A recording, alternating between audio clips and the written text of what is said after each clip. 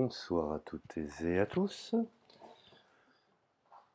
Donc, chronique numéro 25. Alors, cette fois-ci, je vais encore vous parler de Michel Clouscar, et plus précisément de la genèse du libéralisme libertaire. Selon, bien entendu, Clouscar. Je n'aurai pas la prétention de parler à sa place. Aujourd'hui, le libéralisme libertaire, qui est la nouvelle doxa, nouvelle pensée qui unit en fait la gauche et la droite, puisque nous le voyons plus précisément dans notre pays de cocagne, qui est en l'occurrence la France, où nous ne pouvons pas comprendre pour quelles raisons des individus qui ont un cheminement ou un parcours de gauche, et qui à un moment donné choisissent d'aller à droite, ou même, je dirais, d'accepter la main tendue d'un gouvernement opposé. Nous l'avons vu sur Sarkozy, et puis nous le voyons aujourd'hui chez Macron, où des individus de différents horizons politiques vont et viennent, je dirais,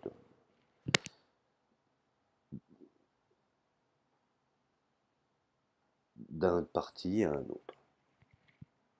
Alors pour bien comprendre cela, il faut, je dirais, remettre au goût du jour la pensée incontournable du maître, donc de Michel Clouscar, sur ce qu'on appelle cette idéologie transfuge, idéologie aussi intermédiaire, qui donne une cohérence entre les individus se proclamant de la droite libérale et les individus se proclamant d'une certaine gauche, je dirais, droit de l'homiste ou sociétale. Ce que nous avons vu, bien entendu, également aux États-Unis, entre les démocrates et les conservateurs, qui sont absolument d'accord sur l'ensemble des propositions, à l'exception, bien entendu, de quelques petites, je dirais, nuances en matière d'organisation sociétale. Alors, je vais lire ce que Clouscar nous définit dans sa compréhension, justement, sa définition du libéralisme libertaire, car il en est l'initiateur. Aujourd'hui, des gens comme Benedict se reconnaissent comme également libéral-libertaires. Et en finalité, cette idéologie opportuniste, n'ayons pas peur des mots, est, je dirais, le fond justificatif de pourquoi ces gens peuvent passer d'un bord à un autre. Alors pour Clouscar, la production de série et la consommation de masse, quelle est la plus réussie, la plus accomplie des contre-révolutions libérales? C'est celle qui se proclame, je dirais, pardon, anti-réactionnaire et même progressiste. Aujourd'hui, nous avons énormément de libéraux libertaires à tous les niveaux qui, justement, parlent de zététique, parlent également de positions anticomplotistes, anti-réactionnaires, tout ça bien entendu pour être, je dirais, au sommet de l'autel du progressisme.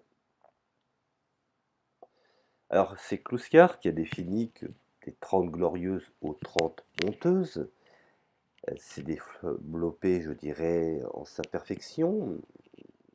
Tout commence bien entendu d'une façon visible par les héritiers de mai 68, qui peuvent même aller jusqu'à désigner les nouveaux réactionnaires pour révéler la stratégie de ce libéralisme libertaire. Il faut reconstituer les trois composantes essentielles de la modernité. Alors que le réactionnaire veut revenir en arrière, restaurer, le libéral va de l'avant pour réaliser plus vite que le progressiste, que celui-ci a bien entendu rêvé, avec en prime la plus-value. Alors que les deux processus, libéral et social, sont en termes de logique en relation inversement proportionnelle.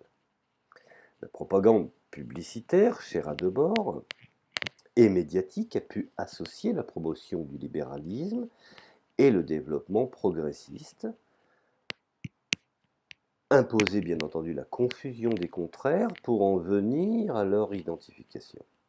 C'est l'histoire du diable qui se fait bon diable et qui passe son temps à expliquer qu'il n'existe pas. Alors pour Kluskar, cette contre-révolution libérale depuis mai 68 se camoufle en son contraire, contre-révolution en douce, sous couvert de révolution, en lapsus, révolution du contresens et du malentendu. Cette confusion est possible car elle ne fait qu'exprimer le principe même du libéralisme. Ce qui fait sa stratégie, son histoire, prendre de vitesse le socialisme en réalisant ses deux projets fondamentaux, à savoir plus-value et double profit à la clé. Il va, bien entendu, accomplir en le dévoyant ce que le socialisme a rêvé. Il reprend ces deux projets pour les récupérer, les manipuler, pour couper l'herbe sous le pied, je dirais, du progressisme. Alors avant tout, pour Kluskar, le socialisme doit et veut créer l'économie de subsistance, se garantir de la famine et de la disette, libérer l'humain du besoin élémentaire, assurer le minimum vital, alors libérer l'humanité des contraintes aliénantes ou aliénatoires, du religieux, d'une certaine forme de morale maintenant les inégalités, et bien entendu de l'aliénation et de la servitude. Énorme paradoxe, s'il en est, selon Kluskar, le projet du socialisme est accompli par l'impérialisme américain lui-même. Autre énorme paradoxe, la libération se fera libéralisation, et pour Kluskar, il désigne celle-ci selon cette métaphore provisoire du marché du désir. Alors, à la libération, l'URSS est en proie à la famine et la France aux restrictions. Le libéralisme va se glisser dans la reconstruction, le refaire la France pour en venir, ruse et ironie de l'histoire, au minimum vital du socialisme, l'économie de subsistance garantie par la production de séries et la consommation de masse. En 2004, on peut apprécier toute la portée de cette avancée sociale, puisque des continents entiers sont encore en proie à la famine, alors qu'un certain écologisme voudrait empêcher le recours à des denrées de survie.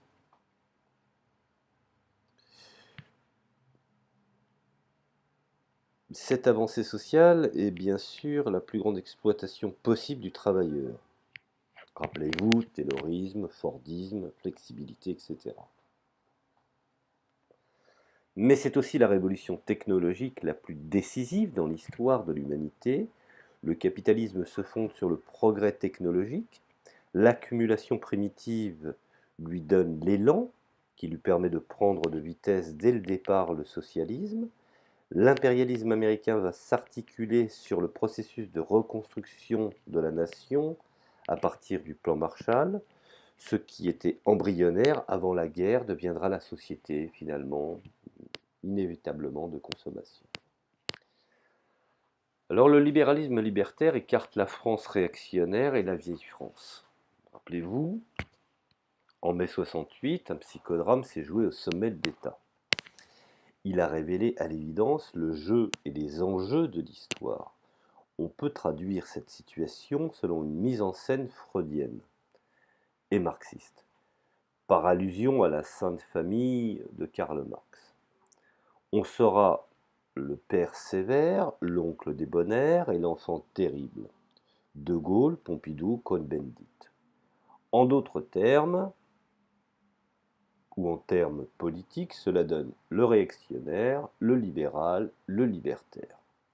Ce sont les trois figures du pouvoir de la bourgeoisie de la modernité, les protagonistes d'un jeu de société inédit.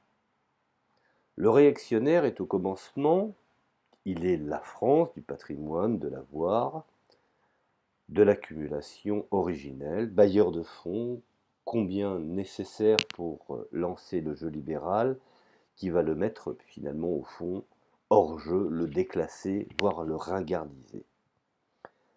À chaque progrès de l'histoire, il a pris les mesures conservatoires de l'acquis, de la rente du sol à la rente d'État. C'est la famille qui est dépositaire du capital.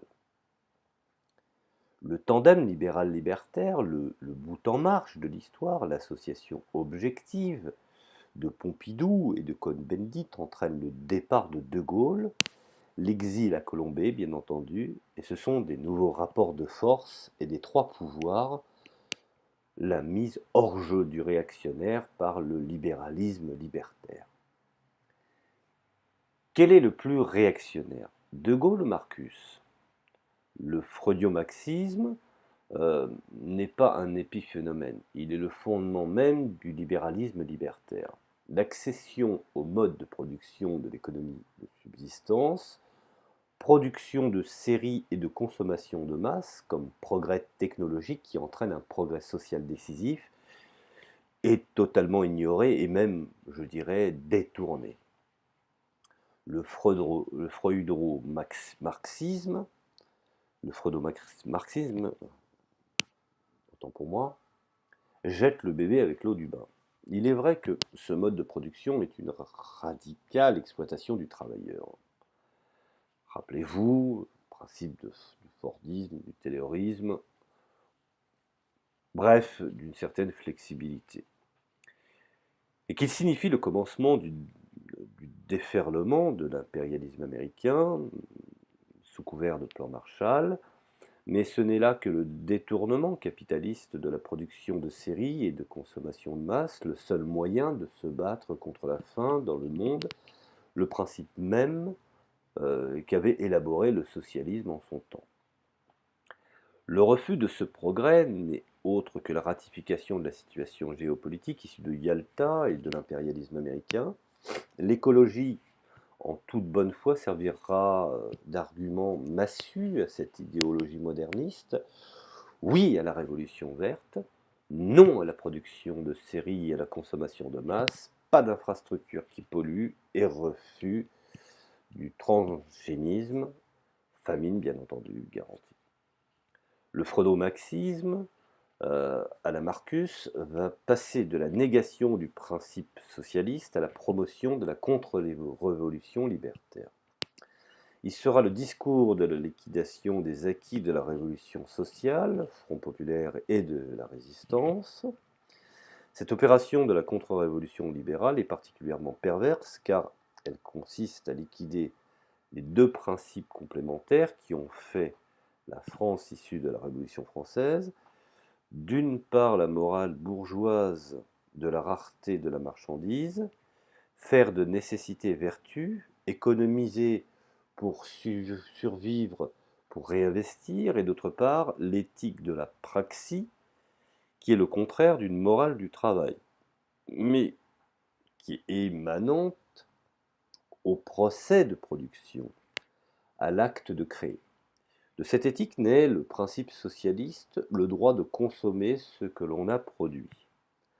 Cette alliance de ces deux France, qui a fait de l'exception française le Front populaire et la Résistance, rappelez-vous, le Conseil national de la Résistance, le réalisme poétique du peuple, l'âme du monde, le sublime du film Le jour se lève, cette alliance est valable plus que jamais.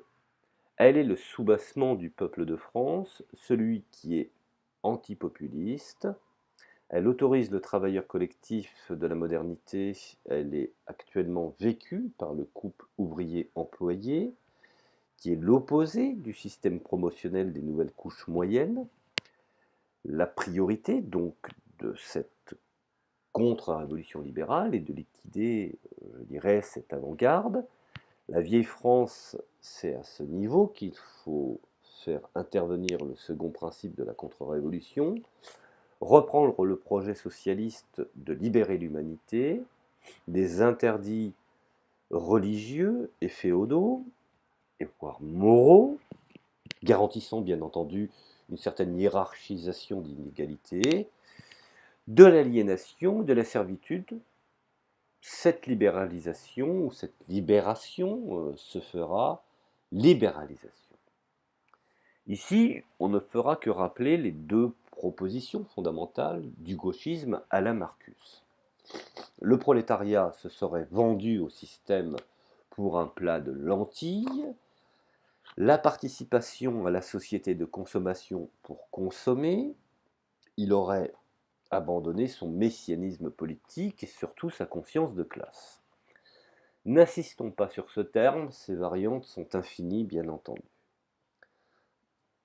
Ne résisterait encore à ce processus d'intégration qu'une élite intellectuelle qui, à l'aide des maîtres du soupçon, Nietzsche, Freud, opposerait l'authenticité du désir à la mercantilisation généralisée. La réponse à cette idéologie du désir n'est autre que ce constat élémentaire. Et si la classe ouvrière accède aux biens de subsistance, elle ne fait que subsister. Elle ne consomme pas. Elle accède aux biens nécessaires et suffisants, mais non à la consommation du surplus. Mirage au désespoir. Elle subsiste, elle utilise, elle ne fait qu'accéder aux équipements collectifs et des ménages grâce aux lois sociales. Est-ce que l'on consomme un frigo? Non, mais ce qu'il y a dedans, bien entendu. Alors l'usage des équipements n'est qu'une, je dirais, n'est que manipulation fonctionnelle et au mieux un accès au confort. Ni au libidinal, ni au luxueux, pour Marcus, il n'y aurait de classe ouvrière que de méprisabilisme. Et finalement, Marcus l'a bien défini quand il parle de misérabilisme de la classe ouvrière. Alors pour Kluskar, les marchandises clandestines vénéneuses, la consommation transgressive se constitue selon les lois du marché. Le marché du désir, bien plus que la conquête du marché. Il crée des conditions d'existence de son propre marché, il produit à consommer, il échappe totalement à l'économie politique des économistes anglais. Le marxisme lui-même n'a défini que le procès de production, le travail ignorant toute une économie clandestine marginale. Pour Kluskar également, on peut désigner les tentations concupiscentes qui se développent en marchandises clandestines du ténébreux marché. Pardon. Les produits à consommer, l'alcool, la drogue, le sexe, le jeu, cette nomenclature n'est pas limitative. Elle est déjà un tri, voire un moyen.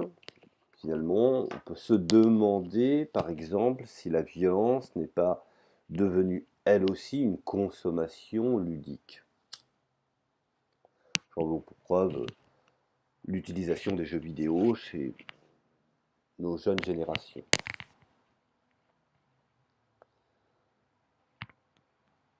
Alors mai 68 marque le passage de la culture petite bourgeoise à la culture des nouvelles couches moyennes. Ce qui caractérise celles-ci, c'est qu'elles n'ont pas de statut de classe, alors qu'elles se font pouvoir hégémonique.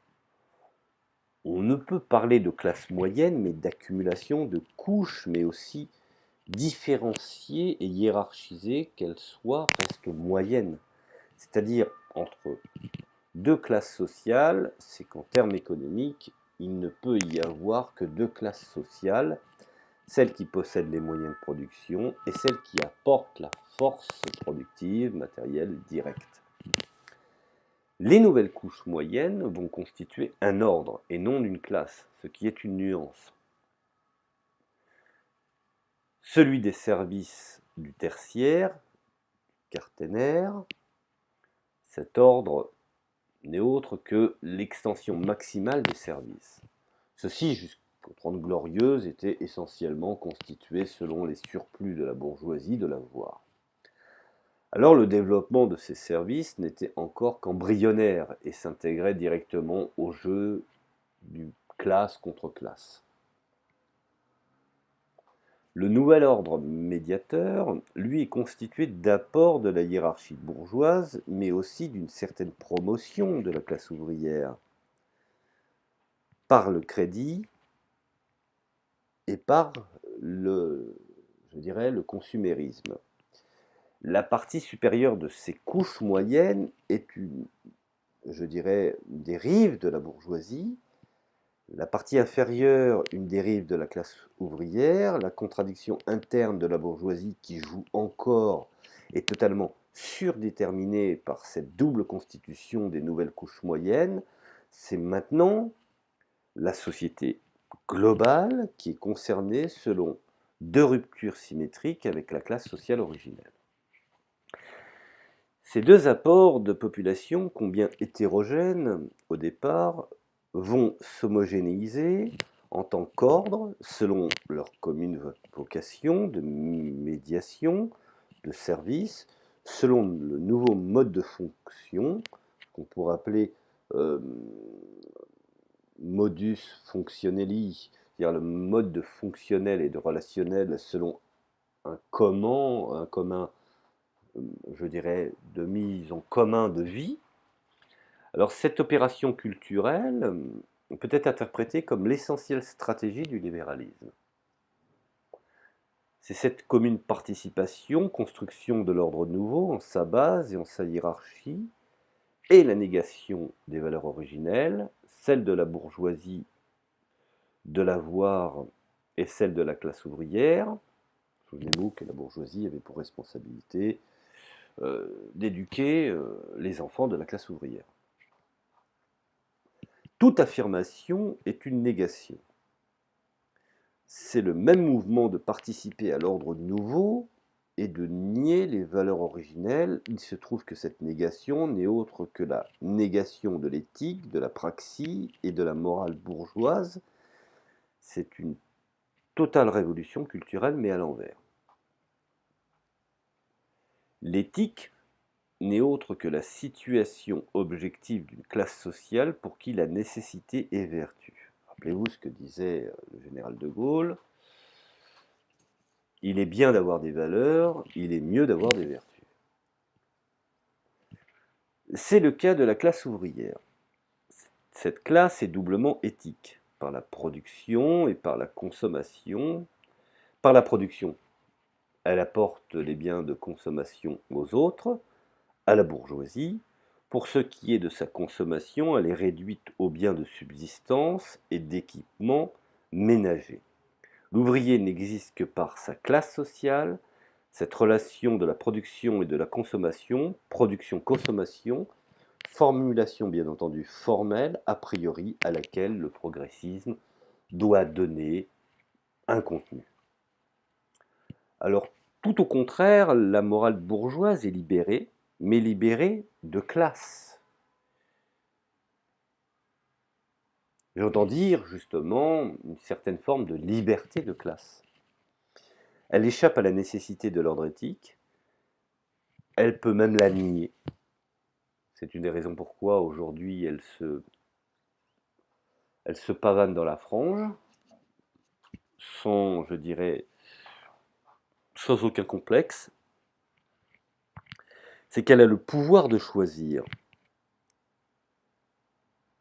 Et ça, c'est un aspect fondamental.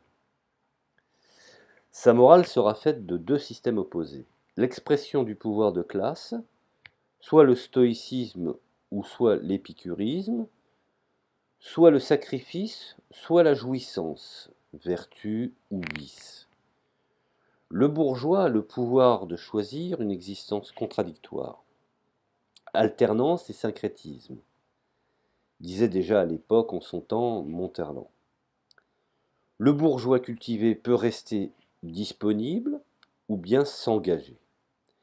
C'est la relation de Gide et de Sartre. Les deux peuvent être juxtaposés ou même confondus. Cette culture de classe, avec un certain Onfray, en est arrivée finalement au fond à son extrême confusion. À l'opposé, la classe ouvrière est la classe sociale condamnée à identifier niveau de vie et genre de vie. Il n'y a pas de marge, donc de choix. La classe bourgeoise, au contraire, peut accéder à la contradiction du niveau de vie, comme je vous l'ai expliqué précédemment, et du genre de vie, et même à la contradiction des genres de différentes vies. Elle possède, je dirais, cette liberté de la dualité complémentaire. Donc les nouvelles couches moyennes, en leur généalogie, sont donc constitutivement la négation, le refus, l'abolition de l'éthique, de la praxis, voire même de la morale et de l'avoir. Elles ne sont plus concernées par la nécessité du réinvestissement productif et sont totalement disponibles à la manipulation de la stratégie politique et je dirais, de la notion marchande du libéralisme libertaire. C'est la liberté du libéralisme. C'est la société du salariat généralisé qui permet d'accéder aux moyens de la jouissance et ne peut plus, je dirais en définitive, réinvestir tout profit dans l'équipement productif, mais d'en extraire une part dévolue à la jouissance. Il y aura toute une redistribution du profit. Alors les deux systèmes de métiers vont constituer selon l'encadrement du travail, management, selon l'encadrement du loisir, l'animation. Ce sont des systèmes hiérarchisés. C'est sous ce double contrôle que se développent les métiers qui ne sont pas de production matérielle directe, mais qui sont nécessaires aux métiers de la production industrielle. Donc, par exemple, les ingénieurs, les techniciens, les chercheurs. Une part du profit national sera réinvestie comme salaire des métiers d'encadrement du travail, donc comme je l'ai bien précisé, ingénieur, technicien, cadre. Mais tout cela dans une ambiguïté généralisée. Tout d'un immense corps de métiers va proliférer, bien entendu, contradictoire, car constitué finalement au fond à la fois de travail productif et de services coercitifs. Alors le cadre est à la fois valeur autoritaire et forte valeur ajoutée. Le pouvoir politique disparaît comme métier spécifique dans la mesure où il se fait, je dirais, immanent au procès de production et au procès de consommation. Alors la conséquence, c'est que en définitive, euh,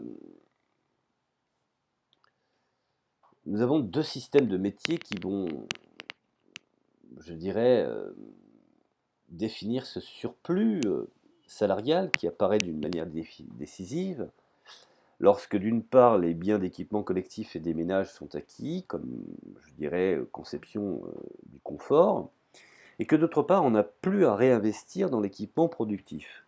C'est-à-dire, je dirais, la situation privilégiée de ce salarié, sa disponibilité aux conduites de consommation transgressive. Tout semble se passer comme si les forces productives et les moyens de production n'étaient plus que les services des nouvelles couches moyennes.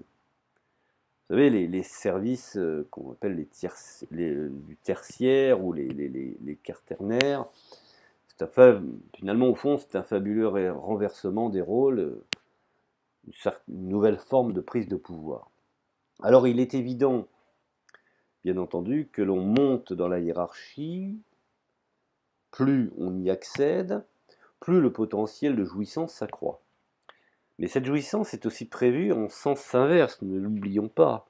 Plus on descend dans la hiérarchie, c'est la jouissance symbolique de la consommation transgressive. L'accession au produit du marché du désir est alors très réduite.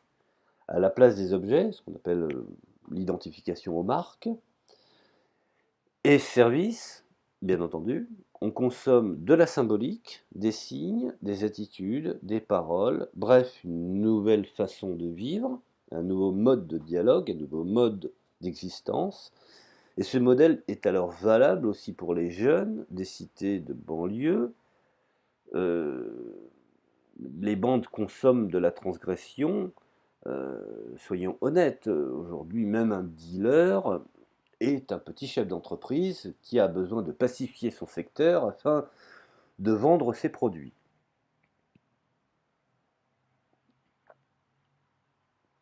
Alors revenons à Kluskar qui parle effectivement de l'accession du capitalisme au double profit, de la pathologie de l'auto-exploitation. Selon Kluskar, avec le marché du désir, le capitalisme accède à un nouveau système de profit et ouvre un second front, un second marché, souterrain, illicite, clandestin. Rappelez-vous ce que disait Charles Pasqua concernant certaines cités. Il est d'intérêt de laisser un marché parallèle pour éviter que ces cités implosent. Alors il serait peut-être temps que nos intellectuels de gauche, les vrais, pas les faux, s'en rendent compte et fassent quelque chose. Le capitalisme a créé, je dirais, la clientèle de ce marché. Alors beaucoup de capitalistes, je dirais,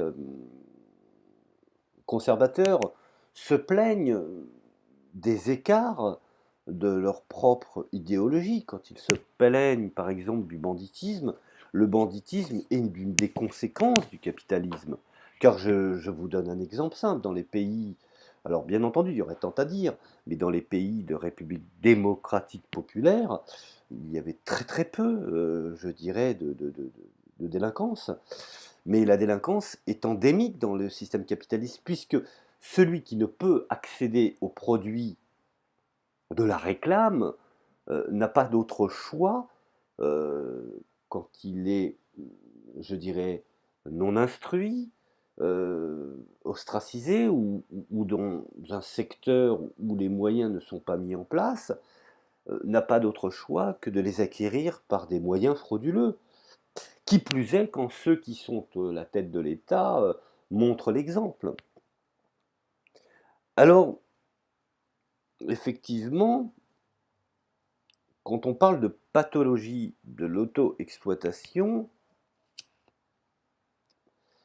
c'est qu'il serait d'une part très important de comprendre que le capitalisme a créé la clientèle de ce marché, la société civile décomposée en mosaïque de briques et de brocs qui fait de l'État un État croupion, lequel ne fait qu'assurer le minima de gestion bureaucratique et technocratique pour ne pas sombrer. Il y a deux sortes de profits sur le travail, donc la plus-value sur la marchandise, le bénéfice. Il faut réunir, je dirais, en un ensemble synthétique ces deux profits selon le procès de production et selon le procès de consommation. Jusqu'à la Seconde Guerre mondiale, le libéralisme en était resté, si l'on peut dire, à l'exploitation intensive du premier genre. Donc, la société traditionnelle devait satisfaire la nécessaire, je dirais, avant le superflu. C'est-à-dire garantir ce qui était, je dirais, nécessaire avant, avant je dirais, le superflu, oui, effectivement. Avant les biens et les conduites du désir, elle ne pouvait que se consacrer aux besoins élémentaires. Alors le marché du désir, de l'interdit, du nocturne, a métamorphosé le marché officiel, licite juridique, selon trois déterminations capitales, en lui adjoignant tout un nouveau système de profit, en lui servant de vitrine publicitaire de promotion, de vente, libéralisation sexuelle, Hollywood, Coca-Cola, etc., etc. Bien entendu, en lui injectant clandestinement d'énormes capitaux, qui par voie de conséquence permis le blanchiment d'argent, ou par le biais effectivement de codification institutionnelle, de monter des fondations pour éviter de payer des impôts, ce qui est effectivement aujourd'hui une pratique tout à fait légale dans l'Empire américain. Alors on pourrait même en conclure que ce marché du désir a sauvé le capitalisme en crise. Du coup, le fascisme national-socialiste des années folles doit être reconsidéré. Il n'y aura plus que des populismes, celui du poujadisme, le petit boutiquier qui perd ses privilèges corporatistes, savez, un petit peu ces responsables de PME qui aujourd'hui s'élèvent contre les patrons des grands trusts, le petit patron contre le patron oligarque, celui du petit blanc, support de l'OS, qui perd ses privilèges coloniaux. Aujourd'hui, on peut le voir à travers les organes du Front National. Celui du petit prince, du populisme estudiantin, le fameux Cohn-Bendit, qui aujourd'hui se fait le chantre de la mondialisation, mais qui malheureusement, pour certains, sont restés au bord des privilèges culturels. Celui des parvenus, de l'animation et du management, nouvel encadrement de la société dite de consommation, qui veulent conserver et garantir les privilèges qu'ils ont acquis. Alors, du temps de la lutte des classes, c'est le dispositif de, je dirais, de la dualité antagoniste et de la production et de la consommation qui joue. Le marché du désir n'intervient pas en tant que tel, tout au contraire, le libéralisme libertaire sera l'accomplissement de ce système selon trois déterminations: développement des deux marchés, le marché traditionnel et le marché du désir, car même aujourd'hui la religion euh, est un moyen aliénatoire euh, d'organisation à but lucratif. Le développement d'une double exploitation, celle du terrorisme économique, celle de la permissivité des mœurs. Je prends le cas du terrorisme économique, on le voit bien aujourd'hui, prêt à tout pour aider des terroristes afin de pouvoir tirer au maximum les parts de marché sur des produits énergétiques ou sur des matières premières. Développement d'une double économie, celle du diurne et du nocturne, du licite et de l'interdit. Le libéralisme invente ainsi, finalement, au fond, un double système de profit. Une façade, je dirais, organisatrice d'une morale euh, publicitaire et une réalité, effectivement, d'un pragmatisme usant de l'interdit et trahissant l'idée première pour garantir effectivement ses privilèges acquis. Voilà, je me suis permis de faire une petite analyse à la lumière de Kluskar. J'espère qu'il ne m'en voudra pas, même s'il est là-haut et qu'il m'écoute. Je trouve que c'était important de clarifier un petit peu ce terme de libéral libertaire, ou de libéralisme libertaire, qui aujourd'hui est la doxa de notre, je dirais, notre organisation complice de la droite comme à la gauche. Donc je vous remercie de m'avoir écouté et je vous dis à la prochaine chronique.